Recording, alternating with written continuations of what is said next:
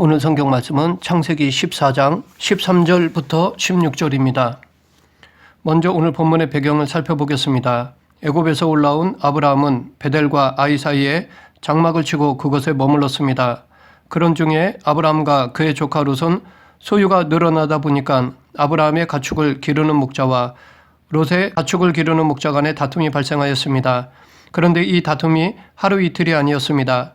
시간이 갈수록 목자들 간의 다툼이 빈번해졌습니다. 그러다 보니 이런 모습은 이웃들에게 덕이 되지 못하였습니다. 외부에서 온 이방인이면서 조용히 살지는 못하고 다투는 모습이 가나안 토백이들에게는 좋아 보이지 않았습니다. 아마도 본토인들에게는 이런 모습들이 불불견이었을 것입니다. 이것은 지금도 마찬가지입니다. 하나님을 믿는다는 사람들끼리 다투는 것은 불신자들에게 오히려 하나님의 영광을 가리는 행위가 될 수 있습니다. 불신자들은 교리로 기독교를 판단하는 것이 아니라 성도의 삶을 보고 교회와 기독교를 판단합니다. 그렇기 때문에 우리의 사소한 언행을 주의해야 합니다. 그렇다고 성도가 세상 사람들의 봉은 아닙니다. 성도라고 무조건 참고 손해를 봐서는 안 됩니다. 옳고 그름을 밝히고 당당히 주장할 것은 주장해야 합니다. 그러나 지나친 욕심이나 터무니없는 고집으로 성도 간에 다투거나 다른 사람들과 싸우는 것은 삼가해야 합니다. 이런 행동은 교회에 덕이 되지 않습니다. 오히려 하나님의 영광을 가립니다. 그래서 아브라함은 지혜를 발휘하여 롯과 서로 떠나기로 약속하였습니다. 아브라함은 조카 롯에게 먼저 땅을 선택할 수 있도록 양보하였습니다. 롯은 물이 넉넉한 요단 지역을 선택하였습니다. 그리고 요단 지역으로 간 롯은 더 좋은 곳을 찾아 이동하여 소돔까지 이르렀습니다. 반면에 아브라함은 험준한 헤브론으로 갔습니다. 그러던 어느 날 사건이 터졌습니다. 가나안 중부에 있는 5나라가 연합하여 배반하는 일이 발생하였습니다.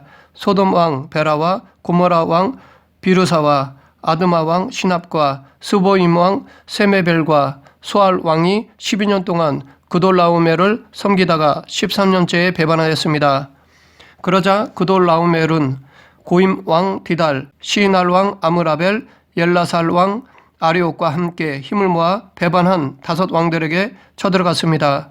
이들은 소돔과 고모라의 모든 재물과 양식을 빼앗았습니다. 이때 소돔에 살고 있던 아브라함의 조카 롯도 함께 포로로 잡혀가게 되었습니다. 그런데 포로로 잡혀가던 사람 중에 도망친 사람이 있었습니다. 그는 아브라함에게 와서 지금까지의 모든 일을 다 고하였습니다. 아브라함은 조카 롯이 포로로 잡혀가는 것을 그냥 보고만 있을 수 없었습니다. 오늘 본문은 이 문제를 해결하는 이야기입니다. 아브라함을 통해 성도는 문제 해결을 어떻게 해야 하는가를 살펴보겠습니다.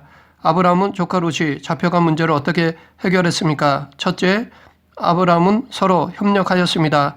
13절, 도망한 자가 와서 히브리 사람 아브라함에게 알리니 그때에 아브라함이 아모리 족속 마므레의 상수리 숲을 근처에 거주하였더라. 마므레는 에스골의 형제요 또 아넬의 형제라. 이들은 아브라함과 동맹한 사람들이더라. 조카 롯이 소돔에 들어가 살 때 아브라함은 아모리 족속이 사는 마므레의 상수리 숲을 근처에 거주하였습니다. 아브라함은 그곳에서 혼자 살지 않고 이웃과 함께 더불어 살았습니다. 그곳에 있던 마므레, 에스골, 아넬과 동맹을 맺어 평화롭게 살았습니다. 아브라함은 문제를 해결하기 위해 동맹을 맺은 이웃에게 도움을 구하였습니다.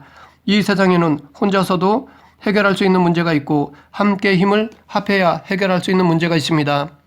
그돌라오멜의 연합군에게 조카 롯이 포로로 잡혀간 문제는 일개 족장이 혼자 해결하기에는 힘든 문제였습니다. 그래서 아브라함은 마므레, 에스골, 아넬과 힘을 모았습니다.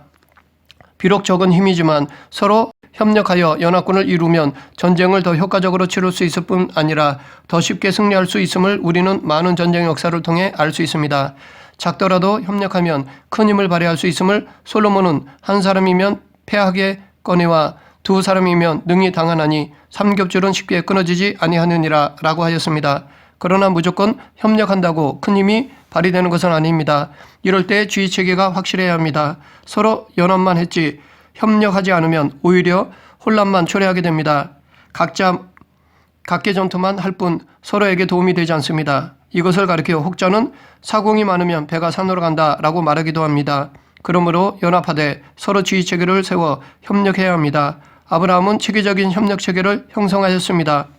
아브라함이 마므레 에스골 아넬과 함께 협력하여 조카 롯을 구출했다는 증거는 24절을 통해 알 수 있습니다.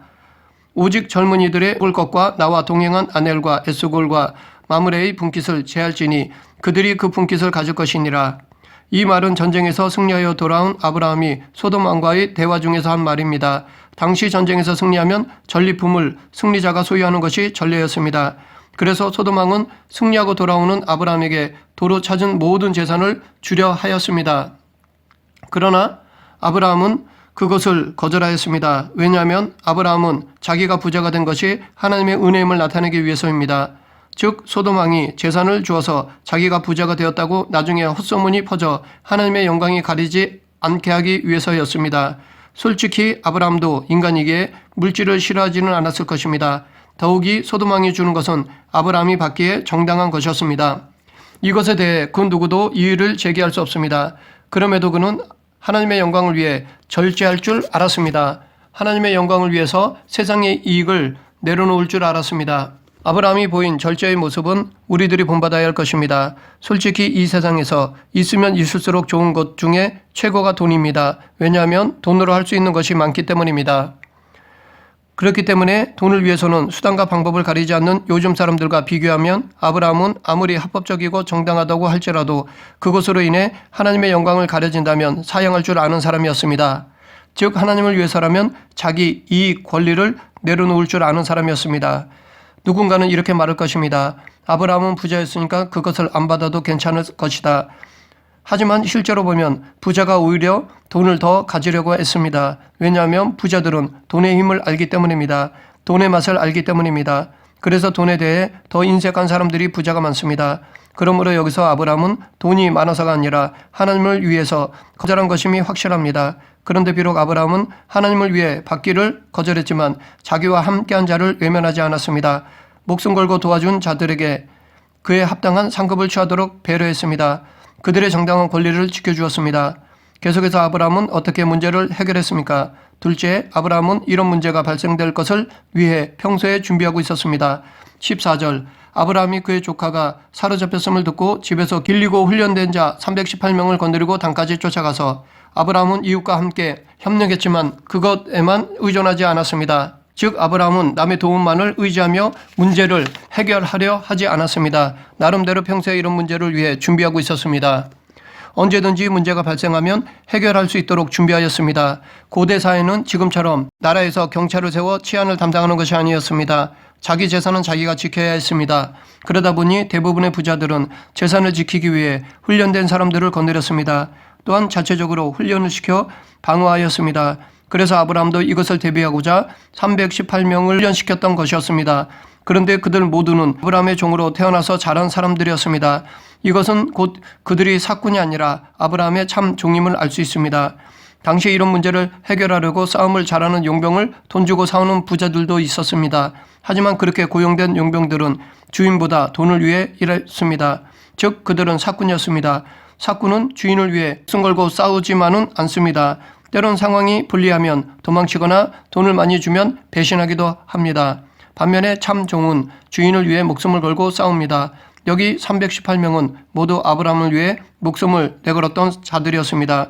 그것은 아브라함이 이들을 사랑으로 키웠기 때문입니다. 이렇게 아브라함은 평소에 인격적으로 사람을 대했고 훈련시켜 준비해 놓았습니다. 군인은 전쟁을 위해 훈련합니다. 군대는 소비 집단입니다. 지금 당장의 전쟁이 없더라도 언제 있을지 모르는 전쟁을 위해 훈련하는 것입니다. 그래야 언제든지 전쟁이 발발했을 때 나라를 지킬 수 있습니다. 전쟁이 나서 그때 가서 군인을 모집하고 훈련한다면 늦습니다. 나라를 보호하기 위해 그 많은 시간과 물질을 투자하는 것입니다. 단 한 번의 패배로 모든 것이 끝나기 때문입니다. 이것은 영적 전쟁에서도 마찬가지입니다. 우리도 영적 군사로서 평소에 준비하고 있어야 합니다. 사탄의 공격이 언제 있을지 모릅니다. 그때 가서 싸우려면 늦습니다. 지금부터 훈련되어야 합니다. 지금부터 하나님의 전신갑주로 무장하고 있어야 합니다. 그리고 깨어 기도로 경계해야 합니다. 단 한 번으로 영원히 끝나기 때문에 많은 시간을 예배드리고 하나님께 순종하는 것입니다. 마지막으로 아브라함은 어떻게 문제를 해결했습니까? 셋째, 믿음으로 지혜를 발휘하고 최선을 다했습니다. 이 세 번째가 문제 해결의 가장 중요한 요소입니다. 15, 16절 그와 그의 가신들이 나뉘어 밤에 그들을 쳐부수고 다메섹 왼편 호바까지 쫓아가 모든 빼앗겼던 재물과 자기의 조카 롯과 그의 재물과 또 부녀와 친척을 다 찾아왔더라. 비록 아브라함의 종들이 집에서 훈련을 아무리 잘 받았다 하더라도 그들은 일개 개인 호위병일 뿐이었습니다. 반면에 상대는 전쟁을 위해 훈련된 전문적인 군인들이었습니다. 더욱이 이들은 5나라의 연합군을 무찌를 정도로 강했습니다. 그렇기 때문에 그들과 싸우면 죽을 수도 있었습니다. 그럼에도 불구하고 아브라함은 그들을 쫓아가서 싸웠습니다. 그렇게 할 수 있었던 이유는 조카 롯을 사랑했기 때문입니다. 또한 포로로 잡혀가는 사람들을 국률이 여겼기 때문입니다. 여기에 더하여 하나님이 함께 하신다는 확신이 있었기 때문입니다. 이처럼 이웃에 대한 사랑과 하나님에 대한 믿음은 그 사람으로 하여금 큰 힘을 발휘하도록 합니다. 사랑과 믿음은 하나님의 전능하심을 드러내는 통로가 됩니다. 아브라함은 믿음으로 전쟁의 승리를 확신했고 담대히 싸움에 임하였습니다. 이 아브라함이 보인 믿음은 후에 기드온을 통해 다시 한번 볼 수 있습니다. 기드온은 미디안을 치기 위해 군사를 모집하였습니다. 그렇게 해서 모인 인원이 32,000명이었습니다. 그런데 하나님은 군사가 많으니까 두려워하는 자들을 돌려보내라고 했습니다. 그러자 22,000명이 그냥 집으로 돌아갔습니다. 하지만 하나님은 이것도 많다고 하시며 물가로 내려가서 손으로 움켜 입에 대고 물을 핥는 300명만 뽑았습니다. 기드온은 그들을 데리고 전쟁에 임하였습니다. 숫자적으로 보면 비교도 되지 않았습니다. 무기나 훈련에 있어서도 마찬가지였습니다. 그럼에도 불구하고 기드온은 하나님을 믿고 전쟁에 임했습니다. 그러자 하나님은 기드온과 300명에게 승리를 주셨습니다. 이렇게 믿음은 두려움을 극복하고 놀라운 은혜를 누리게 합니다. 또한 아브라함은 일처리에 있어서 감정이 얽매이지 않았습니다. 조카에 대한 사랑과 하나님에 대한 믿음이 뜨거웠다고 무모하게 행동하지 않았습니다. 객기 부리지 않았습니다. 아브라함은 침착하게 믿음으로 지혜를 발휘하였습니다. 아브라함의 지혜를 3가지로 나누어 살펴볼 수 있습니다. 첫째, 아브라함은 그의 가신들과 나누어 연합작전을 폈습니다. 혼자 일을 이루려 하지 않고 서로 일을 분담하였습니다. 일을 나누었다는 것은 각자에게 합당한 일을 분배했다는 것입니다. 즉 아브라함은 각자의 능력에 맞는 일을 분배해 주었습니다. 실제 현대 전쟁에서도 전쟁은 보병으로만 하는 것이 아닙니다. 전방에 보병이 있으면 비행기를 타고 적진으로 들어가는 특전사가 있고 배를 타고 육지로 들어가는 해병대가 있습니다. 누가 더 중요하고 덜 중요하고가 없습니다. 각각 자기의 달란트에 맞는 임무가 주어졌습니다. 각각 부대는 그 임무에 책임감을 가지고 최선을 다해 연합해야 합니다. 그래야 승리할 수 있습니다. 아브라함도 각자 잘하는 특기에 맞는 임무를 주었습니다. 둘째, 밤에 공격하였습니다. 군사들의 무장이 풀려있을 때를 노린 것입니다. 무장을 풀었다는 것은 정신적으로도 해이해졌다는 것입니다. 전쟁 시에는 조금도 긴장을 풀어서는 안 됩니다. 그래서 쉴 때도 경계를 잘 서야 합니다. 보초를 제대로 서지 못하면 한순간에 모두가 죽을 수 있기 때문입니다. 그래서 혹자는 낮에 고지를 점령하는 것보다 밤에 경계를 잘 서는 것이 더 중요하다라고 말하기도 합니다. 왜냐하면 힘들게 낮에 고지를 점령해도 밤에 경계를 잘못 서면 쉽게 빼앗길 수 있기 때문입니다. 이것은 영적 전투에서도 마찬가지입니다. 아무리 성경에 대한 지식이 많아도 40일 금식 기도를 했어도 영적으로 긴장을 풀면 사탄의 공격을 받게 됩니다. 그로 인해 한순간에 넘어지게 됩니다. 그래서 베드로는 근신하라 깨어라 너희 대적마귀가 우는 사자같이 돌아다니며 삼킬 자를 찾나니 라고 경고했던 것입니다. 셋째, 아브라함은 도망치는 적군들을 다메섹 왼편 호바까지 쫓아가 무찔렀습니다. 이처럼 아브라함은 끝까지 최선을 다했습니다. 대충 일처리를 하지 않았습니다. 하나님의 허락하신 분량까지 충성을 다하였습니다. 전쟁은 깃발을 꽂을 때까지 끝난 것이 아닙니다. 깃발을 꽂지 않으면 아직 승리한 것이 아닙니다. 최후 승리자가 진정한 승리자입니다. 한 번 전투에서 이겼다고 교만하여 최선을 다하지 않으면 상황은 역전되고 맙니다.